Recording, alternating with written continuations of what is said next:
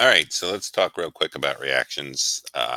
Chemical reactions occur because of collisions, and the collisions need to be what we say in the business effective, meaning that the right part of the molecules have to, or atoms have to hit each other.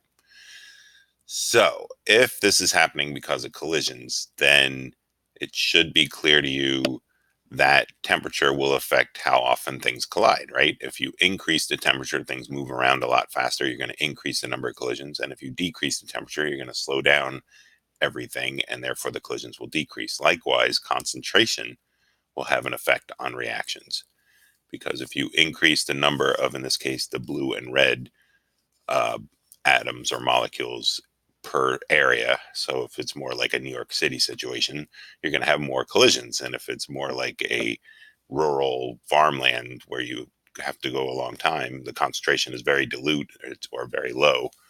It's going to be a long time for another atom to see another atom to react with, and therefore you'll decrease the collisions. Likewise, surface area will affect how many collisions you have. So if you have a fair amount of surface area exposed to the other atoms, then there's going to be more likely of a collision. So chopping up or grinding solids or that kind of thing um, is going to open up more surface area. This is also why we chew food, by the way. You increase the surface area of the food so that enzymes can get to more parts of it. All right, so there are driving forces that make reaction go. Driving forces are the formation of a gas, the formation of a precipitate, which we call a solid. In chemistry, a precipitate is just a solid that'll come out, and you'll see this in lab. And then formation of water is another thing. All right, so here are some things. Let's see if this works. These are some symbols that you'll see in chemical reactions, and you should know what they mean. So this little S here means that something in the reaction is a solid. And if you see this is supposed to be an L, that means it's a liquid. This G means that the thing that it comes right after is a gas. AQ is aqueous, is what that stands for. And that means dissolved in water, which you should have figured out from your language probably. This arrow means either makes or yields, is a big chemistry word. It's basically how we set up the reaction to show what is going into what other product. This delta here, which means change in chemistry, we use it as heat for these chemical reactions. The plus just means that you're adding something, right? And you'll see this in a minute. And then if the arrow's going both ways here, as opposed to up here where it's only going one way, then we say it's reversible. So that would be a reaction that can go one way or the other. So let's take a look. Oh, let's take a look anyway, real quick. So here's a reaction. In this case, if this were a gas, we'd have a G there and a G here.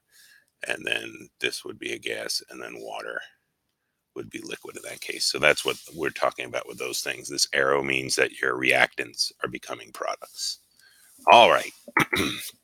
Going back to this. All right. So Antoine Lavoisier, he just thought of the mass law of conservation of mass, that mass is neither created nor destroyed during ordinary chemical reactions, that the products have to equal the mass of the reactants. And because of that, that's why we have to balance equation. He also disproved the existence of phlogiston, which is something you can look up if you're interested. I talked about it in class. All right.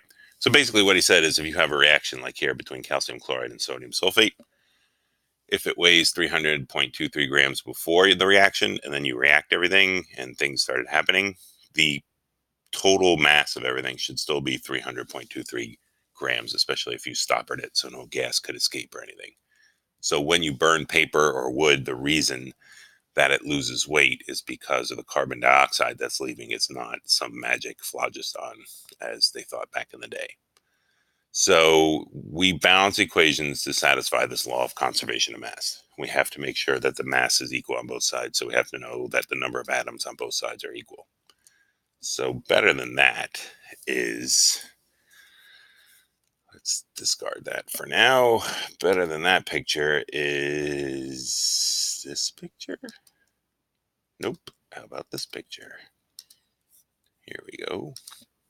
All right, so when you're balancing reactions, this is the formation of ammonia. When you add a hydrogen and a nitrogen molecule, notice they come in pairs.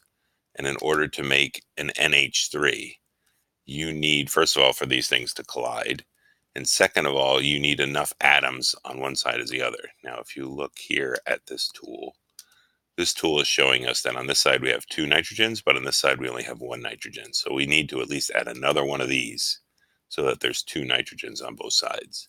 So now the nitrogen, the little atoms of nitrogen here are equal. There's 2 balls of nitrogen here, there's 2 balls of nitrogen here, but now we have 6 balls of hydrogen on the product side and only 2 balls of hydrogen on the reactant side. So we should add a total of 3 of these. And then the little smiley face comes up to tell us that it's equal. So I'm very aware of my breathing when I do this recently. So I'm going to try not to breathe. All right. So things that you should know. One, that these numbers have to be whole numbers. The coefficients in front of the chemicals have to be whole numbers. And 2, that this number corresponds to everything in here. So it's 2 times 2 for 4 hydrogen. There's 4 hydrogen here. And it's 2 times 1 or 2 oxygen. These are things you should know. And then also, let's get back to the slideshow. So you need to take inventory of both sides and multiply each side by the coefficients. And you can't change the subscripts. That's the one I was. So you can't change. Let's say you were going from H2 plus O2 to H2O. And you're like, you know what? This would be so much easier if it was just H2O2, because then it would be 1 and 1. Well, now what you did is turn water into peroxide, and you can't do that. Don't do that. What you need to be able to do is balance it so that H2 and O2 go to H2O, which is the desired product. You can't make up a product or a reactant just because you're having troubles with everything.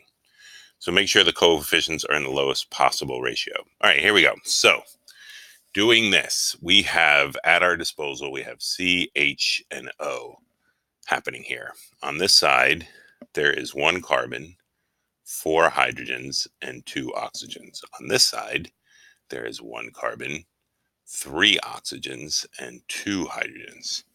So what you can tell immediately is to get this hydrogen up to 4, we need to at least put a 2 there. And if we put a 2 there, our 2 hydrogens becomes 4, and our 3 oxygens becomes 4.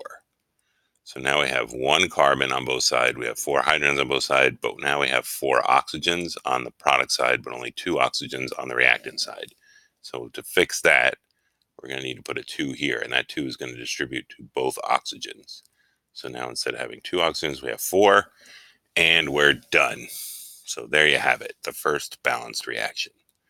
Second balanced reaction, like we just did with the water, I don't know if I ever did it, but I can't change this to something easy like H2O2, so I have to mess with just looking at H and O. So on this side I have 2 of each, and on this side I have 2 and 1.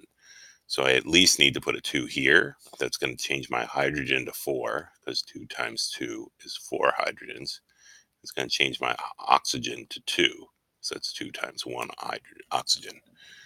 All right, then on this side, I need then some more hydrogen to equal that side. This is currently 2. If I put a 2 here, 2 times 2 is 4, and we're good to go. Oxygen is equal on both sides. All right, so that's how you do it. Some hints for you. If you ever have a situation where you see things stay together. So look here, this SO4 stays together on both sides.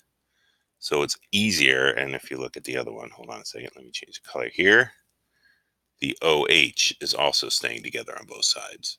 So if you keep those together rather than separate, you'll see it's a little easier to keep track of. So if you keep track of your OHs and your SO4s as if they were just one thing, and then sodium and aluminum.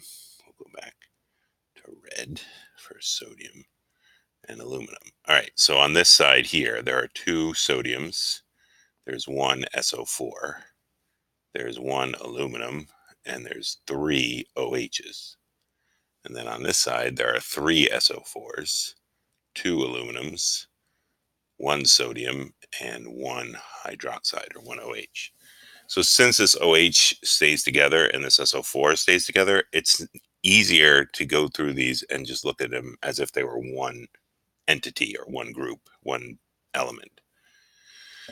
So, all right, let's figure this out. So we don't have enough aluminum on this side, so we need a 2 here. And that's going to change our aluminum to a 2, and it's going to change our hydroxide 2 times 3 to 6.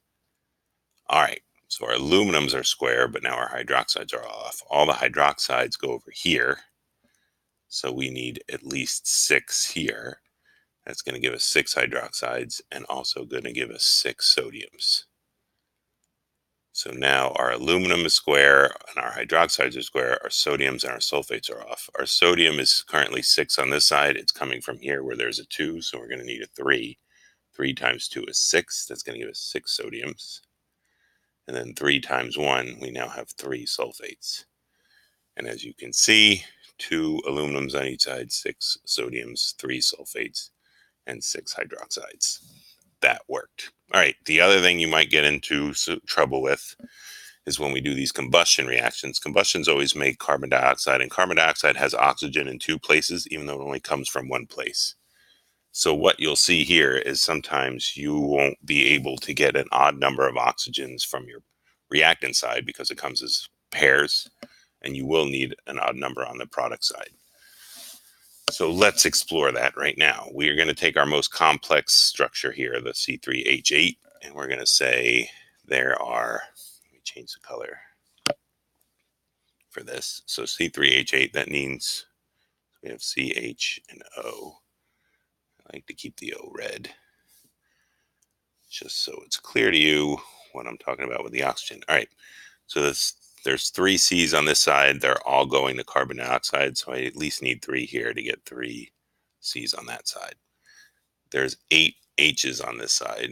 They're all going to water, so I'm going to need at least a 4 here to give me 8 H's on that side. Oxygen-wise, we currently have just 2 on this side. This side has 3 times 2, so 6. This has 6. And then 4 times 1, 4. And 6 plus 4 is 10 oxygens. So this side has 10. Oh, that wasn't hard. Okay, so this side has 10 oxygens. I need 10 oxygens from the O2. So I'm going to need to multiply that by a 5 to get 10 oxygens on that side. All right. That's not as hard as I thought it was. So that is now balanced. We're going to do that tomorrow. Let's see if I can't do a blank reel discard from current slide. So another example, if you ignore this, ignore that. If we had C, oh boy, I'm totally doing this off cuff. C2H6 plus O2. Is that what the other one was? Okay, so I think this will work. Goes to CO2 plus H2O. So in this case, if we do our CHO, our carbon is 2 on that side. It's all going to carbon dioxide, so we need 2 on that side. Our hydrogen is 6 on this side. In order to get, we need 3 over here to get 6 on that side. Now our oxygens, 2 times 2 is 4, plus 3 is 7. And here it's O2, and it's going to be impossible to get 7 oxygens from something that only comes in pairs as O2. So in a strange and bizarre world, we would use 7 halves here.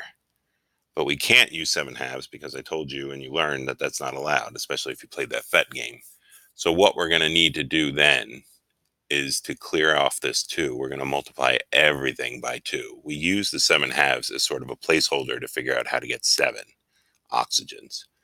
But now that we're in the situation where we have a fraction and we can't have a fraction, we're going to multiply everything by 2. So this is going to become a 2. This is going to become a 7. This will become a 4. This will become a 6. So I just multiplied everything by 2. And if you keep track of what happened after I multiplied everything by 2, I now have 4 carbons on this side, 2 times 2. And I have 4 carbons on that side. I have 2 times 6, 12 hydrogens On this side, I have 6 times 2, 12 hydrogens on that side. On this side, I have 7 times 2, 14 oxygens. And on this time, I have 4 times 2 is 8, and 6, which is 14 oxygens on that side. So now it's balanced. All right, that's all I'm going to talk about right now. We're going to discard all that. I hope that was helpful, and I hope my breathing didn't drive you nuts.